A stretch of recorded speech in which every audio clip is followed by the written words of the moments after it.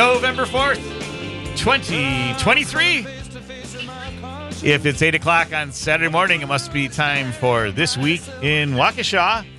I'm your host, Downtown Donnie Browne, coming to you live and local from the office of former Alderman Don Paul Browne. There we go. I finally figured out the feedback issue there. My apologies, Calvin, my faithful engineer, filling in for Anastasia today. But yes, coming to you live and local from the office of former Alderman Don Paul Browne, also known as the Walk Radio Studios here in the old NAMI building on 217 Wisconsin Avenue, right around the corner from Theodora Yaumans Park, where we are proud to honor our suffragette heritage here in the Shaw. And I'm going to start my show a little differently than I usually do, just a quick editorial that I think is just really important. And well, it may not seem like a Waukesha problem because of our city's demographics, but this growing trend is an American problem that should be disturbing to us all. And that growing trend is we'll start out as this week, the Anti-Defamation League reported that anti-Semitic incidents nationwide have risen 388% following the Hamas attacks in Israel. And the Council on American Islamic Relations has counted a record 774 Islamophobic incidents since October 7th. Now, we may not have a significant Jewish or Islamic community here in the Shaw, but we are talking about our fellow Americans and their children, our children too. And as we approach Veterans Day next week, we should be reminded of our obligation to those, especially from the greatest generation. Many made the ultimate sacrifice to wipe out hatred and fascism in the Second World War. And let everyone around us know that this will not stand. And as we approach the 2-year anniversary of the Christmas parade attacks, we should also remember that even the most local or isolated acts of violent hatred can have a ripple effect of unintended consequences, and especially and most often to innocent children, like 8-year-old Jackson Sparks, as well as the children of all ages, the other 5 who were killed in those attacks, and the several injured. We have also learned that we are stronger together. And what can you do about it here at the local level? We can act locally and think globally. We can start by contacting our legislators, our mayor, our county executive, our governor, other community leaders, asking them to make a resolution condemning anti-Semitic, Islamophobic violence, and all other forms of expressions of hatred. We can do the same with our schools. And here in our university city, a second thing you can do is create a more just, sustainable, and peaceful world through socially responsible shopping and transformative educational experiences. And this last bit I just read is the actual mission of today's guest from Plowshare, Fair Trade Marketplace and Education for Peace. Please welcome Therese Arkenberg. Hello. Mark Doremus. Hey there. And Karen Slattery from Plowshare. Good morning. How are we doing today? Thanks so much for joining us. Oh, yeah. Thanks for having us. I want to thank former mayor and county legislator Larry Nelson for putting this together.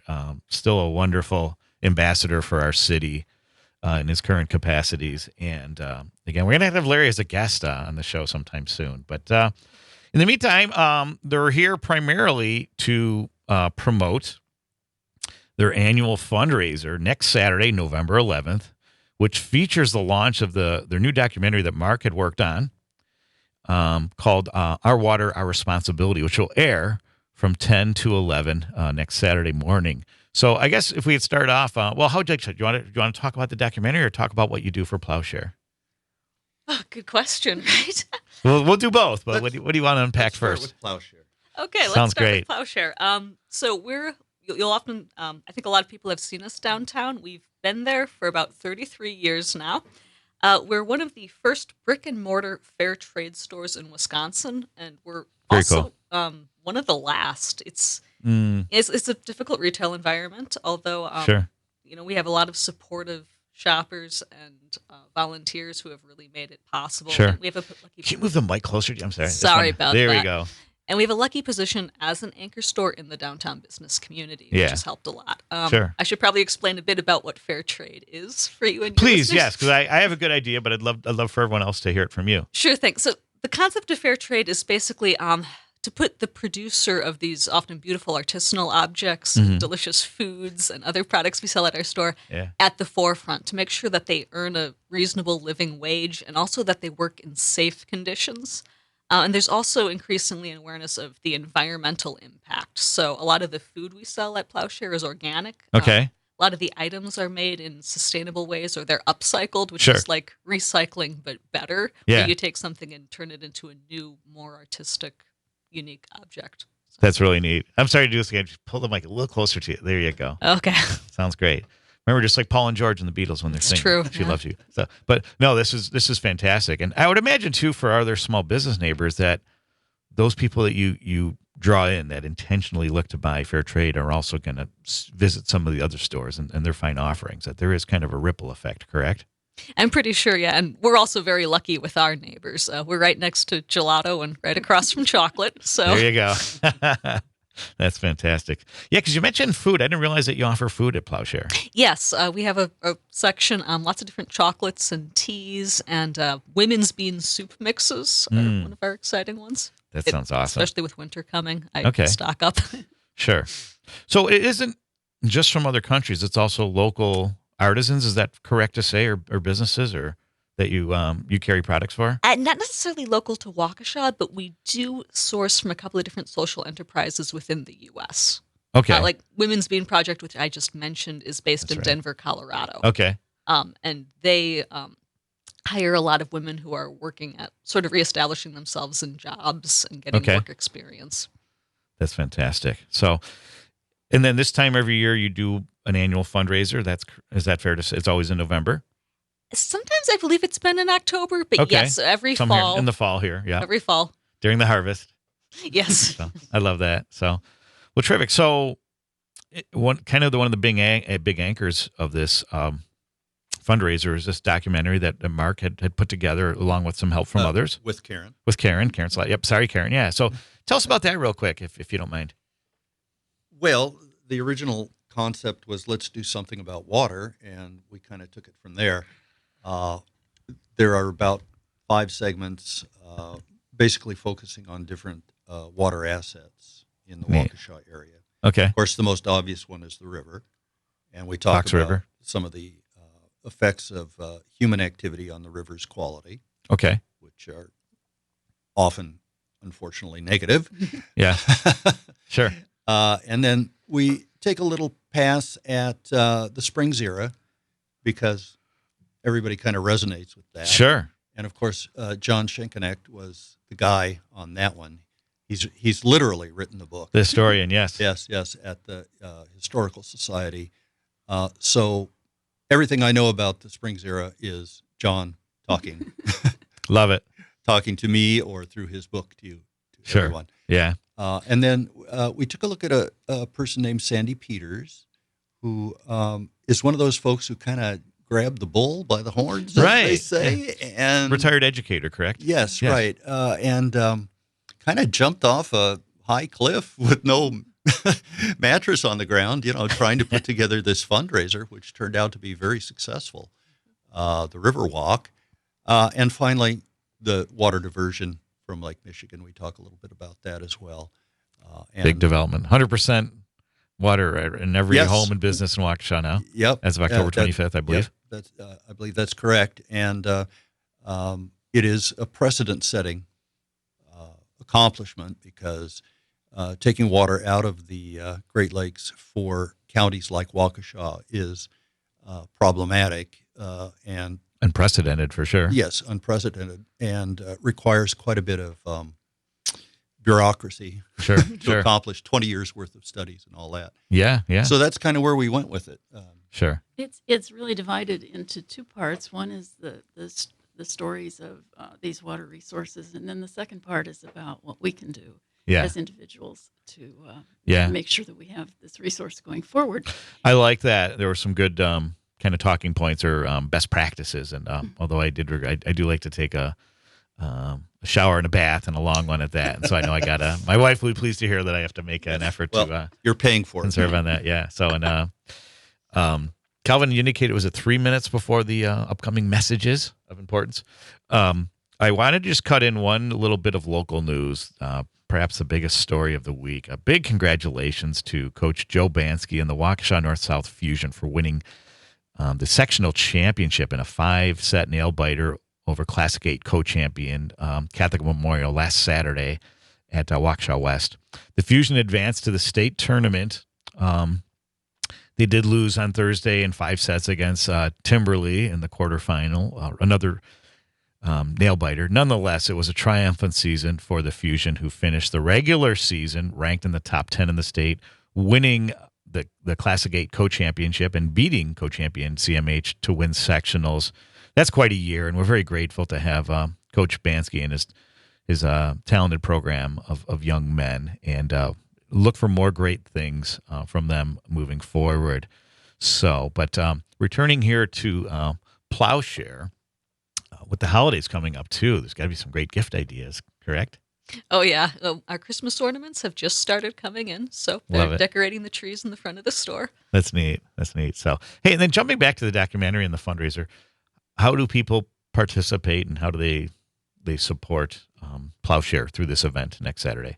So it's going to start on November 8th, which is, I believe, Thursday, actually. I stand corrected. Yes. Okay. Yeah, so it sort of centers on Saturday, but because it's an online event, it can run for a while. So you can check out our website, plowshareftm.org, where we'll have F as in Frank, T as in Tom, M as in Mike. Is that correct? Okay. For Fair Trade Marketplace. Correct. Thank you. Thanks, Therese. But that'd take up the entire bar if we wrote it out. Sure, yeah. So there on our website, you can find links to our different, to the documentary and also to our online silent auction, which is going to run similarly from 8 a.m. on November 8th through 8 p.m. on November 15th. Nice. Our silent auction always has a bunch of great gift ideas and gift cards, and experiences, and other cool stuff. Any items in particular, like Packer memorabilia or something that might appeal to the local... in the auction items? We are always trying to get more sports stuff. We have, I believe, either Packers or Brewers or both. Sounds great. So we're going to talk more about the auction after these important messages. And plus, we'll have the Carroll Minute focusing on Pioneer seniors and our veterans. Plus, Small Business Saturday, big announcement. So we'll see you soon.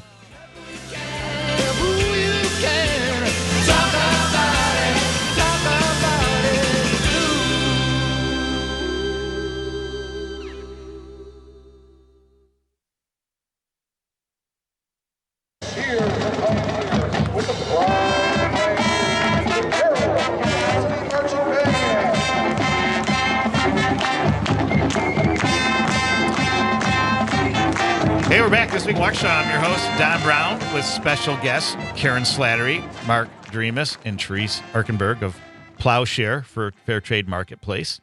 And it's game day at Carroll. The Pioneers are back at home, their last home game of the season, which is also senior day against Milliken. And they'll be honoring 20 seniors that have been a great part of the huge shift, the culture of winning that Coach Mike Budaszewski has brought to Carroll. And they have a chance, the Pios, if they win these last 2 games, to complete their 3rd straight winning season in a row. So all the best to them and Coach Buda and company, and especially those seniors.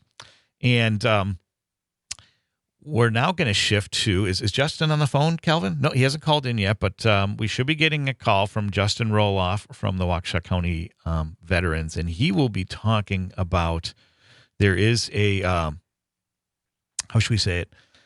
They're going to have a Veterans Town Hall and Resource Fair that will be at Carroll University on November 6th. So we'll put a pin in that until Justin calls, and if not, we'll certainly raise awareness. But Justin will also be joining us next week on Veterans Day with former alderman and Vietnam vet Tim Nakich, and really looking forward to honoring those veterans of all different ages and wars and just different service eras that have done so much for our nation. And more news from Carroll. The women's volleyball team was victorious this week with a 3-0 win over Ripon College. The Lady Pios are now, I believe that's let's see here. Oh, they're 14-13, 2-5 in the CCIW, and they travel to Chicago today to play North Park at 6 p.m. Good luck to our Pioneer women's volleyball team. And, I mentioned earlier the fusion. And if you're looking for a great spectator sport, and I know Wisconsin's doing really well, check out volleyball. It's really great entertainment. And it's just a great athletic endeavor to watch, to be a part of. And especially with the success our Waukesha schools have been having, which also include Waukesha West. It's really been a joy to watch what these young men and women can do. So, but what has Plowshare's relationship been like with Carroll University? That's a good question. We've been partners for a long time. Some faculty members, such as Elena DeCosta, have actually served on the board of Plowshare and on our education committee. Okay. We've regularly appeared there as offsite, selling some of our fair trade items to eager students. And students also come down to our store. Okay. Regularly. Sounds great. I imagine you get a lot of the shopping from the university. We're pretty close, so yeah. That's fantastic. Well, good. So now, before we went to our messaging, we were talking about the auction and talking about some of the other items with the big fundraiser, and any other surprises or neat features of the fundraiser? Well, in addition to the silent auction, we're also having a wine pull at our store. Nice. It starts on November 6th. Okay. So I believe it's $15 a bottle, and then you can select either a white or a red and draw. Sure. And be pleasantly surprised by your pick. And we're also just receiving donations online and in-store with a giveaway basket. For every $25 donated, you get an entry in this basket. It's huge, lots of different things in it. You can check it out down at the store and see what's involved there. It's got a water theme this time. It's got a water theme, of course. Yep. Sure. Fitting our Sure. water, our responsibility theme for this fundraiser. Well, and that's neat. It does beg the question, because you're in fair trade retail, why does water matter so much to Plowshare? I know it sounds like a silly question, but I'm all about silly questions. Yeah, well, some of it is also our foundation as a peace organization. And this is something that I think is increasingly concerning in the 21st century, that water is a scarce resource for many people. It can be a source of conflict. It can be difficult to access. Billions of people around the world still don't have regular sources of clean drinking water, and that can include some of our artisans who are, who are struggling to get by, and fair trade can help them offer a new source of support. Yeah. Well, and I've been a big advocate, and that's why I'm glad you're here too. I've been talking a lot about one of my clients is one of the missions that's important to me is the Center for Responsible Seafood. And now that we have this clean source of Lake Michigan drinking water, it's now a sustainable solution. In addition to being able to use water from the faucet, we can also develop local economies around responsible seafood. Like we can take an abandoned warehouse, put a pool in, and start growing responsibly seafood that can then be another source for addressing food insecurity in our community, which is very significant, as well as job creation and economic development, meaningful economic development, especially for many of these families that are out of work or are really struggling, and to be able to do that locally as well. Definitely.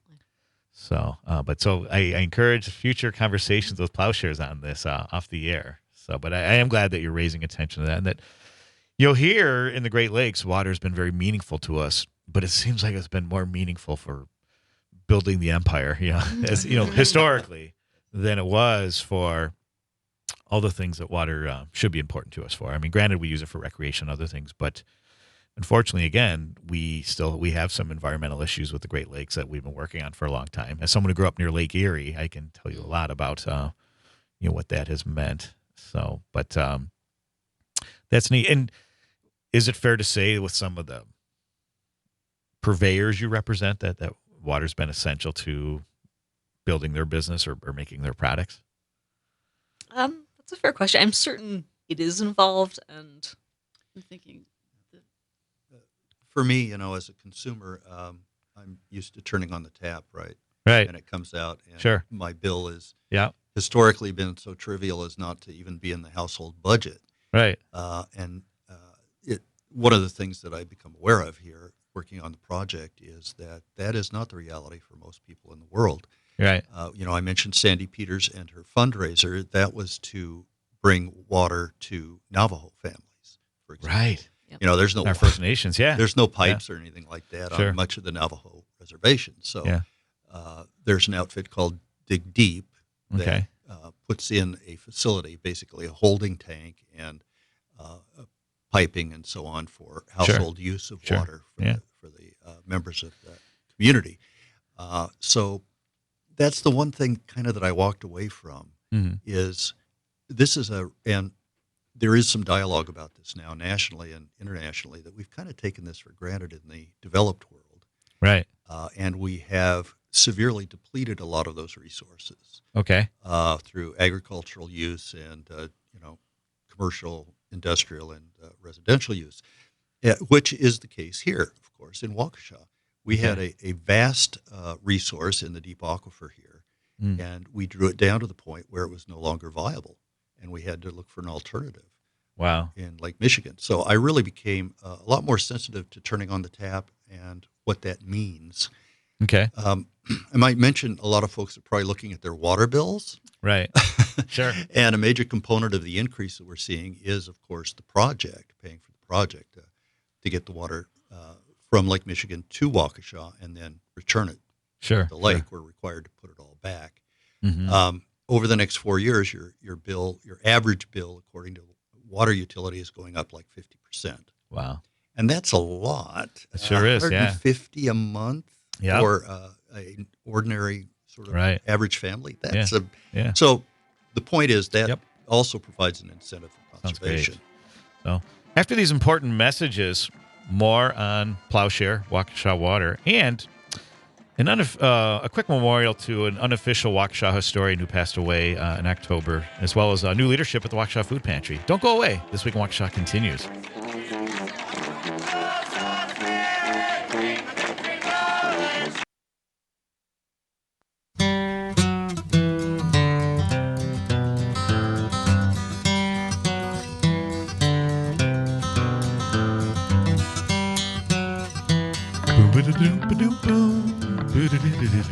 Hey, we're back. This Week in Waukesha.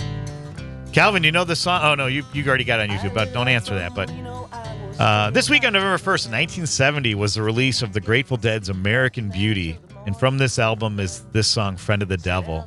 That bass they just kind of mimicked there drew me in like no other song, and that's how I became a fan. And this album came out just 4.5 months after the Dead also released Working Man's Dead.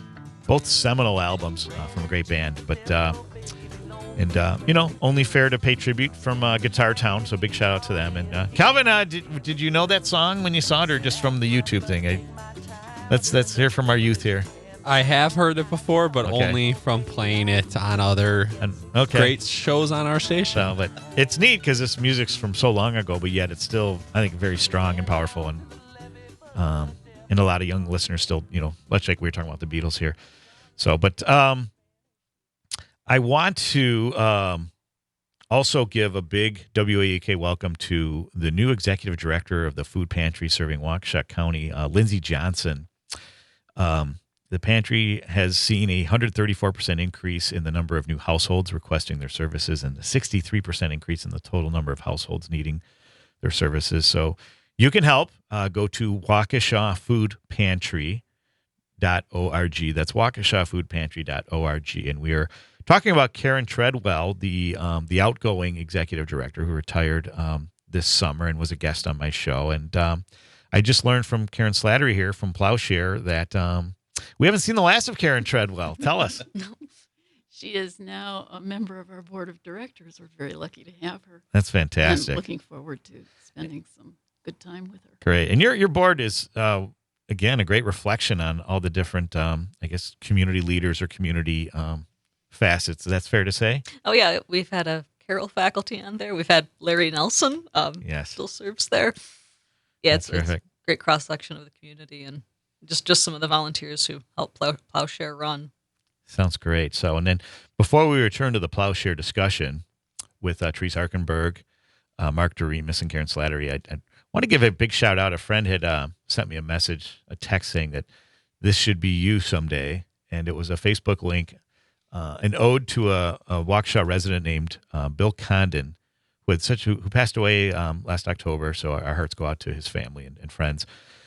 He had a great memory about the Waukesha area and often shared his memories and stories with family and friends. He was bestowed the nickname the Waukesha Historian, and I say unofficially out of respect to Mr. Schoenig. But because of this, they called him the Waukesha Historian. And Bill passed away on October 18th at the age of 89 at Avalon Square. So again, our hearts and thoughts go out to Bill and his family. And it's just great when you meet people that love Waukesha and celebrate Waukesha, and also have, because we have such a rich history here too, that neighbors like Bill are real treasures. So, and speaking of treasures at Plowshare, with some great gift ideas for the holidays, I want to also remind everybody that starting on Small Business Saturday this week in Waukesha, your favorite radio show, by the way, will be 2 hours long, starting at 7 a.m. So I figure you're up early anyway. You're going to do that run or walk the dog, and you got to get the coffee pot going. And there's just so much to unpack here in our great city, and an hour just doesn't do enough time. So really grateful to Civic Media's leadership for extending that extra hour, and we'll be able to tell more about what's going on here in our city, as well as take your calls, which we're not as able to do in a 1 hour show. But you are welcome to call here, 844-967-2789, if you do have questions for our Plowshare friends here in these final two segments. But let's continue. So there's obviously a lot of momentum going for the annual fundraiser, correct? Yep. It's going to be, let's see, we've been doing these online virtual fundraising events since 2020, and they've been hugely successful. Sure. The response is always great. You talk about the necessity being the mother of invention, and we discovered some things during COVID that we can be doing all along in terms of this virtual activity that allows us to, if we can't be there physically, we can be supporting virtually and be around. And so I think that's wonderful that Plowshare has tapped into that. And I'm just really grateful to Karen and Mark and some of our other volunteers for getting a video together for these virtual events, like our documentary now. Sure. And, yeah, and I want to say, because I love documentaries. I know other people close to me do not. But, folks, it's a 24-minute doc, so it's not going to eat up your whole day. It's not 3 or 4 hours. It moves very fast. It's not very tangential, but it's a really great dive into the importance of water in our city and for our big blue marble that is everybody's home. And so I thought it was really well done, especially. It's kind of a paradoxical history when you talk about the Springs era. And when Dan Dukniak was on my show, we talked about this from the water utility, that, the Springs era. And then in your documentary, you realize it was an act of Congress that killed this this tourism industry. Well, yes, a laudatory act, I would say. Yeah. Oh, sure. Yeah. So, but it required certifying water, or at least proving any product for human consumption. And that's when people learn that the spring water from Waukesha isn't fountain of youth, giving, or as people thought. Yeah, but it's of course that was promoted by Richard Dunlap. Dunbar. I'm sorry, Dunbar. Yep. Thank you, Karen. Sure. Who was convinced that he was cured of diabetes by the spring water. Sure. Interestingly, in John's book about the springs, he does note that Dunbar was never able to really put his finger on what might have been curative about the water. Right. It's sort of magic, and that was a thing, obviously, that a lot of people bought into. Yeah. And were victimized by the patent medicine industry. And so the 1906 Act really did have a positive impact there. Okay. Oh, for sure. Yeah, I was being facetious. Of course. Sure. But I think fashions changed, too. Yes. People just didn't do that genteel walk around the Bethesda Park for a summer vacation. Sure. Things to do. Yeah. Car had something to do with that. Yeah. I love walking. That's my favorite sport. Favorite exercise anyway. But, we talk about the quality, what water quality's impact. There was a great, being a native of upstate New York, I saw a great documentary, and this was 2 hours long, and it was about the Adirondack National Park, which is the only national park that's integrated with civilian life. And it all started back in the TB scare, tuberculosis scare, when half of New York was consumed with it, or had the consumption, as they called it then. And many of them went to the Adirondacks to like what they thought were hospices. They went there to die. And then a week goes by or 2 weeks go by, and like not only are they dead, but they're actually feeling a heck of a lot better. And it had a lot to do with the clean air and also the water quality. And then suddenly this whole way of life, this whole lifestyle, it was kind of this swing back to the pioneer life where a lot of New Yorkers were then flocking to Adirondacks, not just for summer homes, but to live year round. And that was the beauty of, and that's why I love being here in Waukesha in the North, is that we are a Four Seasons community. And so we should be celebrating every season like they do in the Adirondacks and like we do here with Winter Jamboree. But also that there is something in the water that is quite beneficial when it's treated correctly. Mm-hmm. Well, and of course, that back in the era you're talking about, the water in the city was typically, I'm sure, not ideal quality. Oh, New York City, yeah, sure. Or any major city. In any major city, yeah, right. Sure. So coming to a place like Waukesha and taking the waters, as they said, probably had health benefits just from the fact that you weren't drinking dirty water. Yeah. From the city services then. No doubt. So, and then also too is when I talk about this paradoxical history, says then we fast forward to I guess the 90s when we finally discovered that the radon in the water, cancerous and all this, health effects. And right. The first notices came from the DNR in the 90s.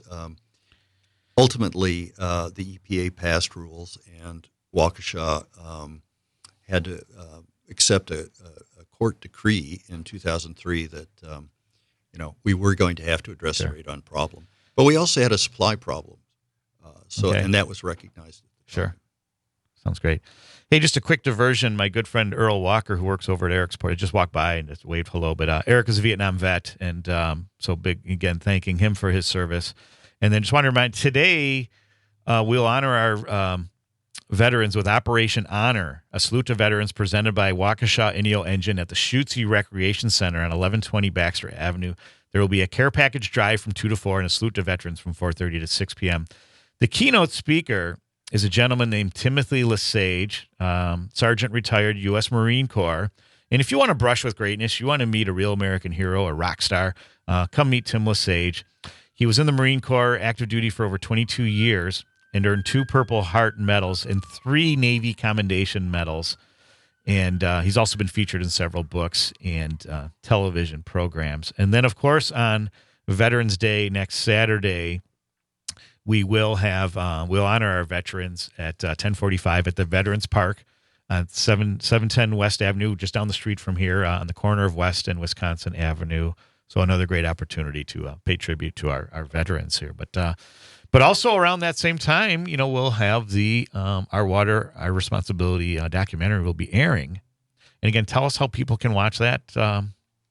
If we can repeat that again. Oh, yeah, I recommend going to our website, plowshareftm.org, and we'll have links to the video there. Sounds great. Okay. And you kind of have to pay for virtual tickets to watch the video? Is that how the fundraiser works? Okay. No.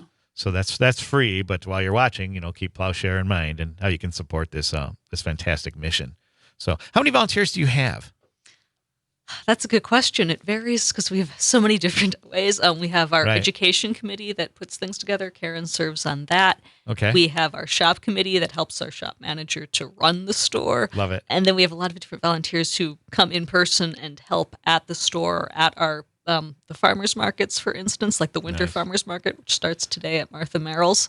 The Martha Merrill's is still doing that. That's fantastic. Yep. Okay. Yep, 9 to 1. Because I also know Chef Pam's. Do they still alternate with them? It's like an every other weekend kind of thing? Or they might both be running together. At the same time. There might be a lot of shopping to go on in downtown Waukesha this winter. But you're also in the Waukesha Farmers Market that just closed last week, correct? Did you guys have a stand there? We have been historically. We cut back once COVID started. Sure. But yeah, and we also appear at different not necessarily craft fairs, but holiday fairs and markets around the area. Oh, great. And yeah, that's volunteers too. Neat. And then what are your hours? Store hours. Oh, that's a good question. They just extended for winter. Okay. So, I don't know if Karen or Mark, you have that written. Sure. I stumped you. I stumped the Plowshare people. You did. It just opened longer. Well, that's great for the holidays, I imagine. Yep. So, terrific. I think we might have a caller here. We'll see what Calvin has to say. But is there a day for sure you're closed? Like, are you closed on Mondays or are you open all 7 days? We're not open all 7 days, okay. Unfortunately. So, do we have a caller, Calvin? excuse us here. Yes, we have Triple G from Waukesha on the phone. Greg Wansnyder, who will be my color commentary at today's PIO football game. Greg is a huge fan of Plowshare. Greg, what's your question? Yes, the blind guy doing color commentary. Anyway, the blind guy with vision, with great vision. But anyway, go ahead, Greg. Sorry. Yeah. Anyway, my props. I just want to give props to Plowshare. I love coming in your store and just playing around with all the musical instruments, and I love that all the fair trade stuff. You guys do some stuff at Carroll University as well, and perhaps.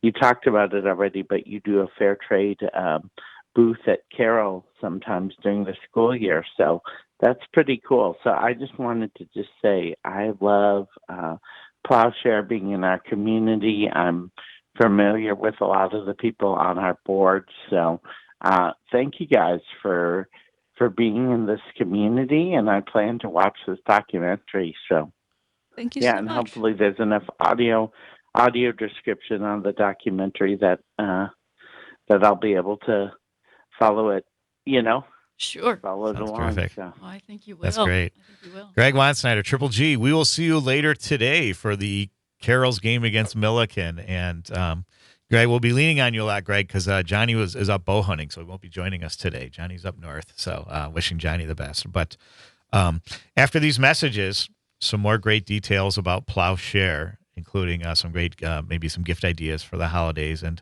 other ways that you can support the mission, either perhaps as a volunteer or as just someone who loves to shop. So anyway, stick around. More to follow after these important messages here on This Week in Waukesha.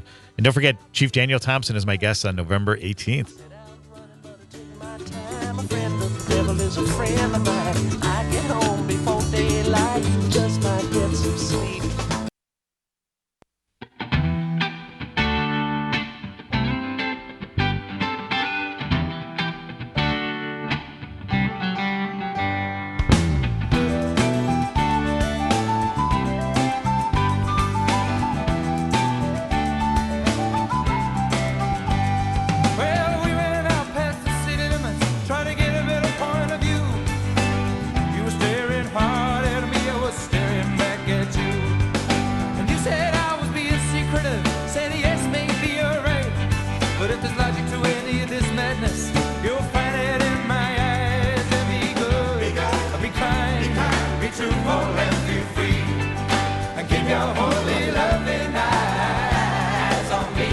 Hey, we're back This Week in Waukesha, and that's the Hot House Flowers with Be Good. And you talk about being good and doing good. I think very few exemplify this as much as our friends from Plowshare. And again, really grateful to have Therese Arkenberg, Mark Doremus, and Karen Slattery from Plowshare here to promote their annual fundraiser and all the wonderful things that their mission bestows on this community, including some great gifts, fairly traded. And before we continue, just remember you can catch our shows on the Civic Media app. So be sure to download that from your smartphone so you can catch us anywhere, especially when we're broadcasting the Carroll football game today. If you can't make it, if you can't help us pack the schneid. So, but Therese was kind enough to look up the store hours for Plowshare. Yeah, you stumped me. We had just changed over with November to longer hours so you can get your holiday shopping in. We are open Saturday, 9 a.m. to 5 p.m., and we're open Monday to Thursday, 11 a.m. to 5 p.m., Fridays, 11 a.m. to 6 p.m. 11 to 6. So that's perfect. So if you're planning on having dinner at any of our great establishments here in downtown, you get in town a little earlier and get some early holiday shopping done at Plowshare. So that's terrific. And then the fundraiser starts officially on the 8th. Yes. Virtually. Yep. But then in person on the 6th, right, with the wine pull at the storefront? Yep, wine pull at the storefront. And you can also check out our giveaway basket there, that with every $25 donated, you get a drawing for this amazing water-themed basket. The water-themed basket. So what are some of these water-themed trinkets, if you're able to remember? I know there's bath salts. Nice. Do you remember in grade school you'd make that for your mom? Like you do a little jar, mason jar of bath salts, and you put some tissue and wrap it up with string. And, I didn't have that experience. Mom always got a kick out of that. But those moms appreciated that, and teachers knew, do that for your mom. Yeah. So, but neat. Laundry detergent, dryer balls, things of that nature. Oh, cool. Oh, yeah, we sell those in the store. So really? Okay. Make the most of your new Lake Michigan water here in Waukesha. Sure. That's neat. So there's some great utilitarian items in there in addition to just, knickknacks and gifts and instruments, as Greg mentioned. There's some guy stuff in there, too. Guy stuff. Let's hear that. Yeah. Well, there are these wonderful wall decorations that are made in Haiti out of oil drums. Oh, cool. Now, that's a guy thing. Yeah. Right? Yeah. Oh, yeah.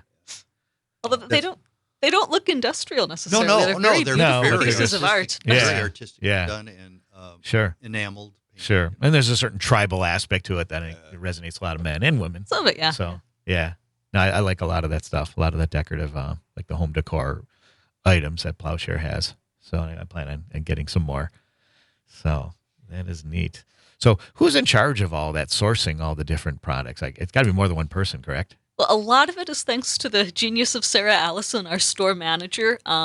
She spends time, I think, even each day, sort of keeping her finger on the pulse of different suppliers. Okay. Also, sometimes people from the board or even customers will ask questions, maybe make suggestions for her to follow up on. So terrific. But yeah, Sarah is our bedrock. So I love it. That's fantastic. How long has Sarah been involved with the organization? Oh, good question. We just celebrated an anniversary for her. Yeah. 10 or 11 years.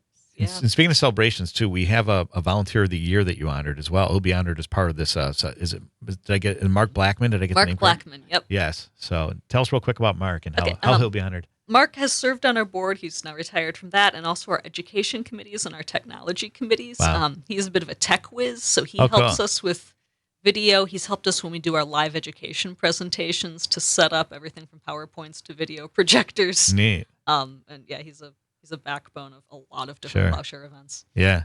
Well, it's neat you mentioned technology because when you think of fair trade or something like Plowshare, you're thinking against stuff made by hand and artisanal elements and from developing countries or maybe developing domestic societies. But there's also a technology component involved here.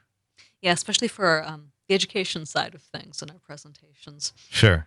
And those are really important. Hey, and speaking of education presentations, in addition to this water documentary, there was another one you did that's still accessible on the 2021 parade attacks. Yes. Right. There was a documentary that we did called Waukesha Strong Road to Resilience, and it was a follow-up after the parade to see how people were doing and pulling together to heal themselves and the community. And we get and Plowshare has a YouTube channel, so those things are still available. Sounds great. And the link is accessible from the main website, correct? Yes. What's the site again? Plowshareftm.org. Plowshareftm.org. And that's F as in Frank, T as in Tom, M as in Mike.org, Fair Trade Marketplace. So that's terrific. So in the 2 minutes or so we have left, what is it you want people to know about Plowshare that we haven't discussed already? Well, I think one of the things that's really important to remember is that the people who create the items in the store receive a fair wage for their work. And so, as my husband Mark says, guilt-free Christmas shopping. Guilt-free Christmas shopping. Love that. And it does elevate some of their cultural traditions as well, right? Because you make these items and then they're distributed internationally. That is a affirmation, I think, of the value of their culture. Yeah. Well, in addition to that, you buy this keepsake for your house, and where'd you get that? What's that? And there's a story behind it. And you're talking about elevating that culture, and it leads a great story. And again, as we remember someone like Bill Condon, who was our unofficial Waukesha historian, that story is a gift, and memories are gifts, and that's with these items you can buy at Plowshare. You're sharing a lot of great memories and a lot of great culture that takes place around the world around us here. So, and one of the items to check out there, the knit hats, scarves, wonderful wool pieces, nice, made by people who do beautiful work. Beautiful work. That sounds great. So, Karen Slattery, Mark Doremus, Therese Arkenberg of Plowshare Fair Trade Marketplace. Thanks so much for joining us this morning.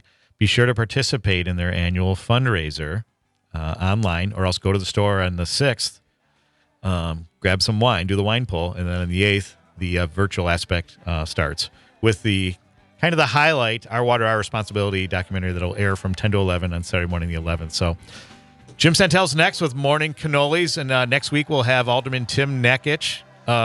Thanks again for joining us. Remember, safety is everyone's responsibility, and see ya!